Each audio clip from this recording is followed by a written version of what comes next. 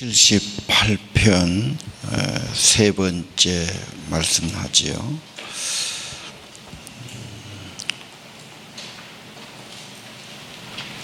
역사에 씌었다. 과거의 교훈들 받아야 되고 비극을 되풀이하지 않아야 된다. 자, 인간의 거듭된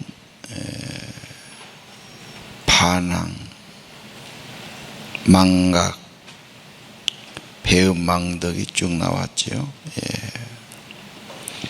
자, 오늘은 54, 55절은 하나님은 광야를 거쳐서 가나안으로 인도하셨다. 가나안 땅을 약속의 땅, 거룩한 땅, 특별한 땅이라고 말이죠. 하나님 백성, 하나님의 나라를 이루기 위한 겁니다. 그리고 그것은 주의 능력으로 인도하셨습니다. 여호수아의 힘만이 아니지 않습니까? 하나님이 여리고부터 도와주신 거죠. 그리고 하나님이 다른 민족을 쫓아내시고 그 땅을 나누어 주셨으며 그들의 거처로 주셨습니다. 그것 자체가 하나님의 은총이죠. 그래서 그 땅에서 하나님을 섬기는, 하나님만을 섬기는 성민, 특별한 하나님의 나라를 세워야 되고 그들을 통해서 온 세계의 복음이 증거되고 나타나야 하는 것이죠.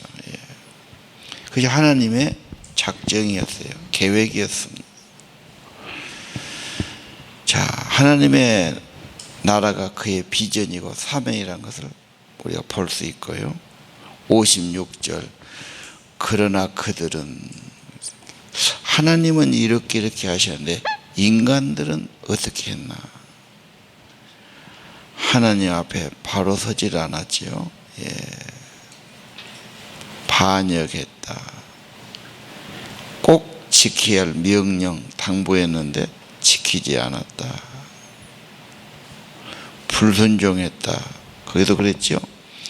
조상들처럼 불순종, 믿음이 없었어요. 여기 화살, 속이는 활인데 굽은 화살로 번역되어 있지요. 화살이 굽어 있으면 쏴봐야 이게 엉뚱한 데로 가게 되어 있지요. 화살은 아주 반듯한 대를 사용해야 되지 않습니까? 굽은 화살은 못 쓸 겁니다. 자, 그렇게 하나님 앞에 참 빗나간 사람들이었다.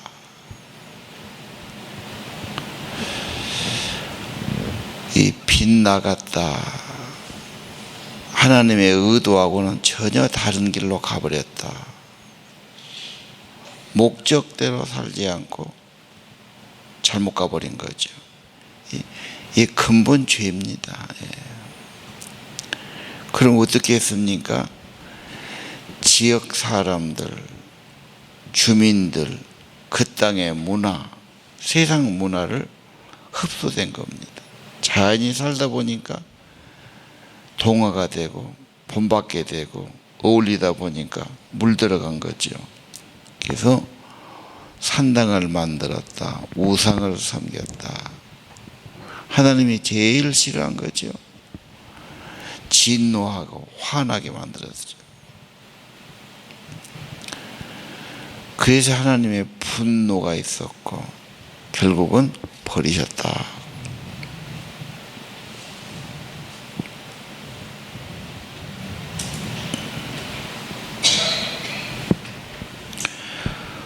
(57편) 이 조상들이 불순종하고 믿음이 없고 하나님의 의도를 벗어나고 세상 사람 따라가는데 그들만 그러겠습니까?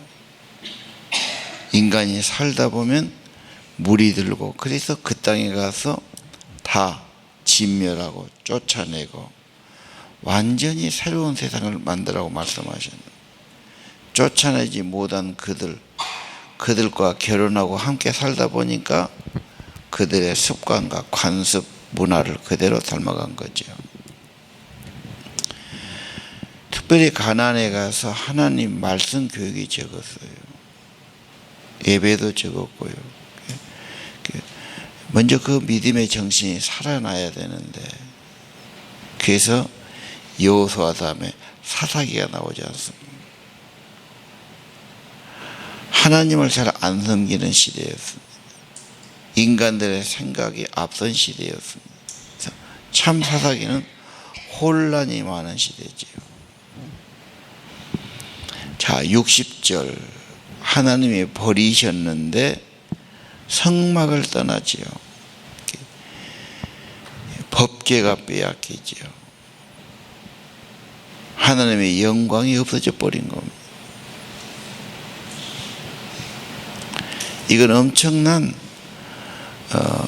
상실이죠. 그래서 이것이 사무엘 처음 나오게 되지요.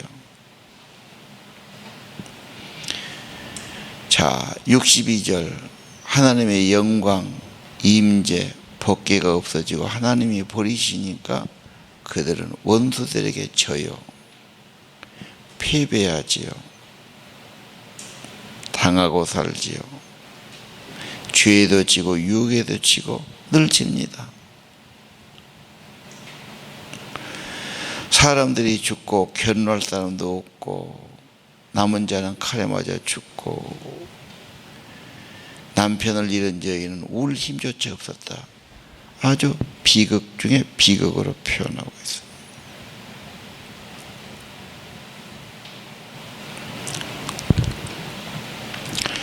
왜 이렇게 비극이 왔는가?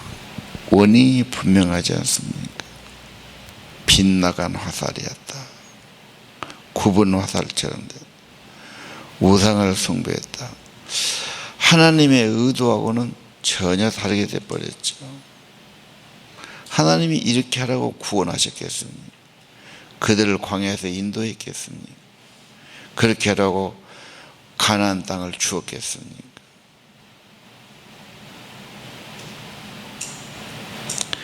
그래서 사무엘상 가면 사무엘이라는 인물이 나옵니다. 기도하는 사람이었죠. 그리고 미스바에 모여서 회개 운동을 일으키죠. 다 하나님께 돌아옵니다. 그때부터 블레셋을 이기기 시작합니다.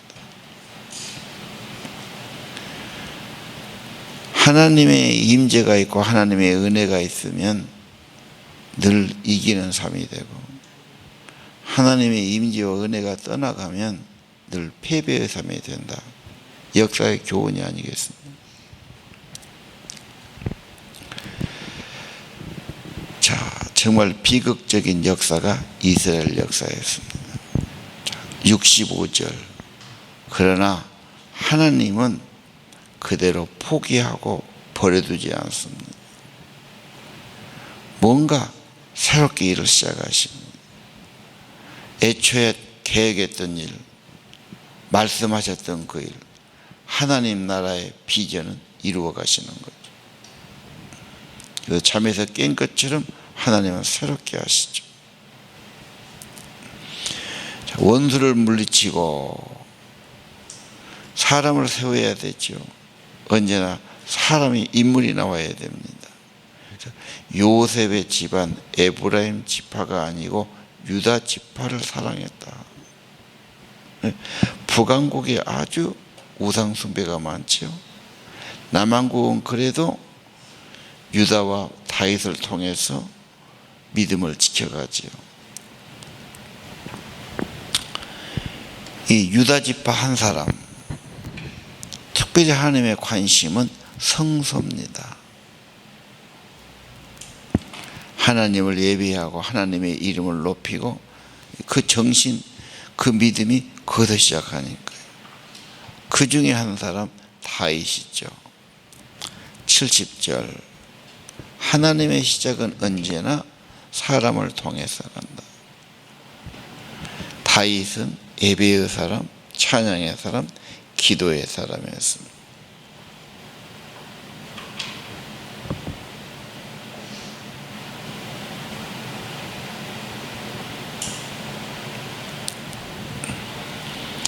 시온산은 하나님을 예배하는 성전이 있는 곳을 말합니다. 하나님을 예배하는 것을 언제나 하나님은 귀하게 여기고 가치 있게 여기죠. 하나님을 안 찾는 것, 이게 문제입니까? 자주간 예배를 드리든 성경을 읽든 하나님께 기도를 드리든 하나님을 찾는 것은 언제나 소망이 있는 것이고 은혜 받는 것입니다. 다윗을 선택했지요. 그리고 다윗을 불렀습니다. 성경에 보면은 하나님 마음에 합한 사람이다. 내 뜻을 다 이루게 하겠다. 다윗은 하나님의 뜻을 가장 소중히 여기고 하나님 앞에 성실하고 충실한 사람이었죠. 그래서 다윗을 야곱의 목자로, 이스라엘 백성의 목자로 삼으시죠. 왕이었는데 왕이 하는 게 양을 치는 목자, 돌보는 목자, 목양 사역을 말하죠. 이 목자의 사명, 목자의 일이 귀한 겁니다. 다윗을 보겠습니다. 다윗의 특징이 72절 오늘 암송할 말씀이죠. 다윗은 마음이 좋아요. 마음가짐이 중심이 분명하지요. 하나님 앞에 충심 있는 맡은 일에는 전심으로 사명을 다하는 하나님은 언제나 마음을 보십니다. 순전한 마음으로 했다. 그 마음만 좋아갖고는 부족하지 않습니까? 솜씨가 좋아야죠. 그래서 능숙한 솜씨, 공교한 솜씨로 그들 인도했다. 자, 왕이 되기 전에 다윗이 됐습니까? 들판에서 양떼를 충실하게 지키지요. 아버지의 말씀을 온 마음으로 따르지요. 그리고 잠자지 않고 양을 지키고 양을 뺏기면 기은이 가서 찾아오고 살려내고, 그리고 양을 하기 위해서 무기, 물맷돌 연습을 하지요. 공교한 솜씨, 능숙한 솜씨, 수없는 연단과 훈련을 통해서 솜씨를 길렀죠. 그래서 하나님께서 사람을 맡겨줘도 순전한 마음으로 능숙한 솜씨로 하리라고 여기신 겁니다.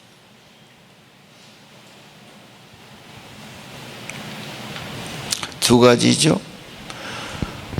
인품, 인성, 성품, 마음가짐이 중요하다. 그럼 마음만 좋아서는 안 되지 않습니까? 솜씨가 있어야 되고, 재주가 있어야 되고, 훈련해야 되고, 아주 몸에다가 그런 기술을 익힌 겁니다. 기술만 있어도 안 돼요. 실력만 있고 기술이 있는데 사람 마음이나 인품이 못 되면 그것도 안 되죠. 오늘 두 가지가 다 필요하다. 다윗에게서 우리가 받을 교훈입니다.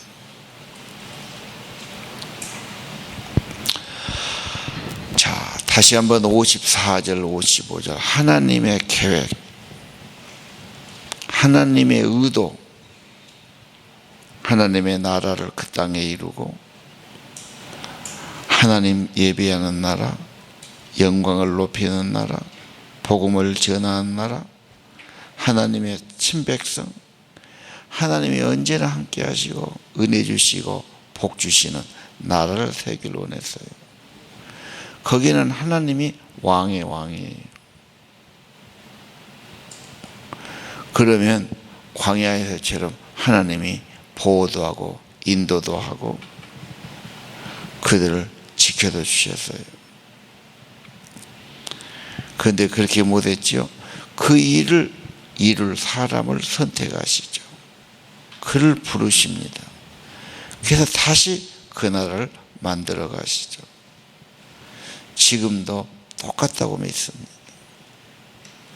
그런 가정을 일으키기 원하고, 그런 공동체가 이루어지기 원하고, 그런 목자가 세워지기를 원하고, 그런 교회가 세워지기를 원하시죠. 오늘 70의 절이 중요한 말이죠.